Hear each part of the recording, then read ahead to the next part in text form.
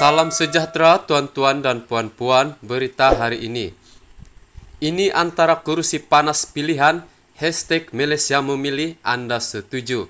Sumber dipetik dari Astro Awani, berita sepenuhnya. Dengan pengumuman calon-calon oleh gabungan parti terbesar yaitu Perikatan Nasional, Barisan Nasional dan Pakatan Harapan, rakyat Malaysia secara amnya telah mendapat kesemua jawapan tentang siapa yang bakal mereka nilai dan pilih untuk pilihan raya umum ke-15. Bagaimanapun, keluh kesah dan drama politik dijangka berterusan apabila beberapa nama besar yang sekian lama mewarnai arena politik negara digugurkan atas sebab-sebab tertentu. Keterujaan beberapa pihak juga jelas kelihatan apabila hampir kesemua gabungan parti ini memenuhi komitmen masing-masing untuk menonjolkan sebilangan besar muka baru demi menepati cita rasa dan kehendak rakyat secara keseluruhan. Tidak kurang juga muka-muka yang sekian lama kelihatan juga masih kekal di lapangan atas alasan dan perspektif yang berbeza. Berikut merupakan antara kursi-kursi panas di peringkat parlimen pilihan Astro Awani berdasarkan beberapa kriteria yang ditetapkan, yaitu individu atau calon, faktor geografi serta impaknya terhadap suhu politik negara pasca PRU 15. Gombak. Mengikut naratif yang dimainkan Pakatan Harapan, ini kursi tertinggi dalam senarai pengkhianat memandangkan penyandangnya Datuk Seri Muhammad Azmin Ali memenangi kawasan itu atas tiket PH di bawah kuota Parti Keadilan Rakyat PKR. Bagi PH, terutamanya PKR, Azmin perlu ditamatkan karier dengan sesegera mungkin memandangkan beliau dilihat telah mengkhianati perjuangan parti yang banyak menaikkan namanya. Sebelum menjadikan parti itu bersama DAP dan Parti Amanah Negara hanya bertahan 22 bulan sahaja sebagai kerajaan persekutuan. Pada PRU yang lepas, Azmin menewaskan pencabarnya yaitu Datuk Abdul Rahim Kamarudin BN dan Khairil Nizam PAS dengan majoriti sebanyak 48.721 undi.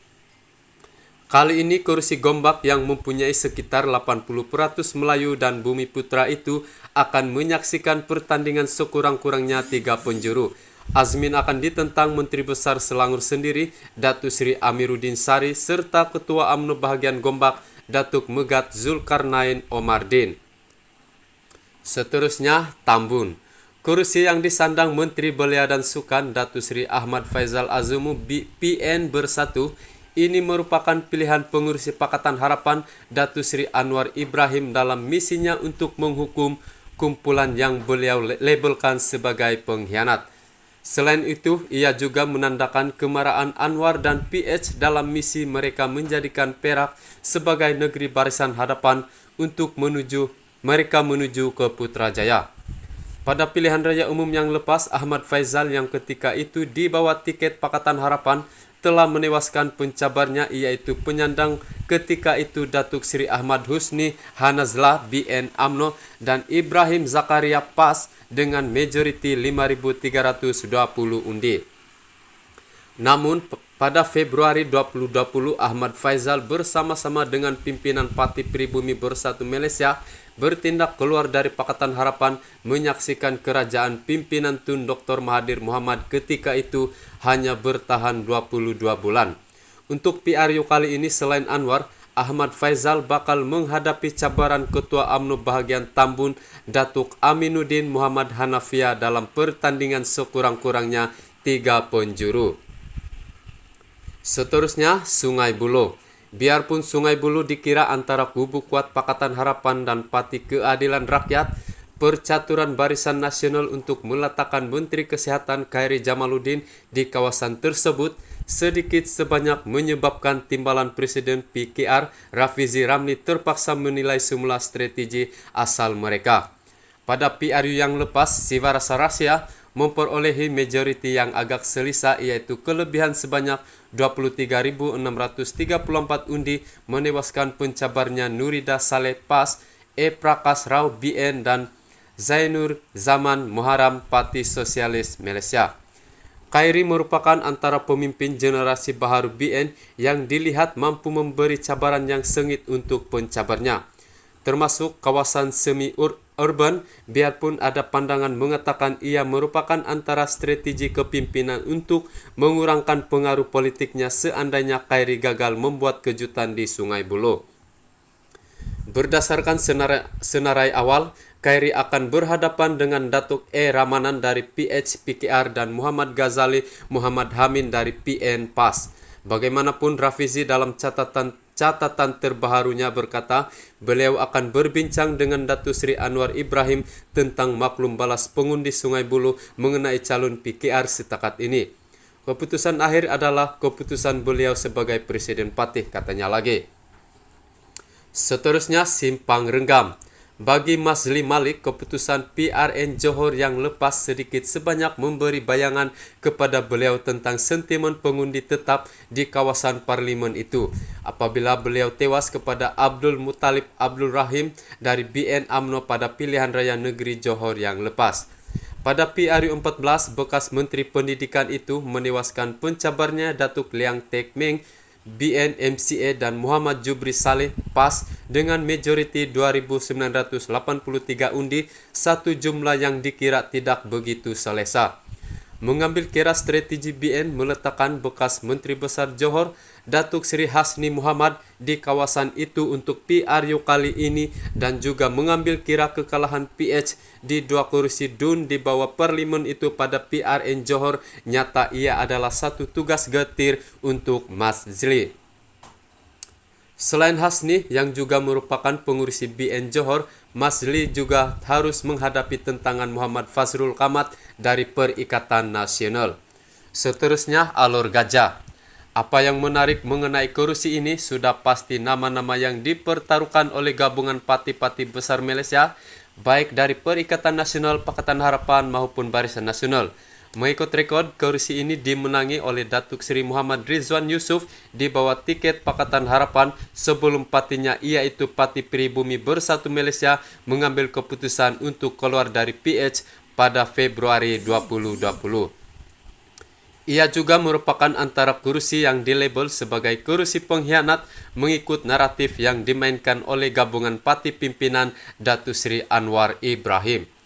Untuk PRU kali ini, Rizwan bakal menghadapi tentangan daripada bekas Ketua Menteri Melaka dari PH, iaitu Adli Hamzah, serta Ketua Penerangan UMNO Saril Sufian Hamdan. Pada PRU lepas, Muhammad Rizwan yang lebih dikenali sebagai Pak Wan menewaskan Wong Nai Chi BN dan Nazri Aris PAS dengan majoriti 6.980 undi. Seterusnya, Parlimen Bentong. Bentong merupakan antara kawasan yang memberi petanda awal kejatuhan BN pada PRU 2018. Selepas menyaksikan Presiden MCA ketika itu iaitu Tan Sri Leo Tiong Lai tewas mengejut kepada calon Pakatan Harapan iaitu Wong Tek dengan majoriti 2032 undi. Dengan pecahan demografi 46,5% Melayu, Bumi Putra 41,69% Cina, 9,16% India dan selebihnya 2,65% untuk lain-lain. Ia sedikit sebanyak memberi kelebihan kepada calon bukan Melayu. Namun Bentong merupakan antara kursi yang dijadikan medan ujian untuk DAP mempertaruhkan calon Melayunya dalam usaha meminimalkan persepsi bahwa parti itu merupakan parti yang hanya mementingkan kepimpinan Cina.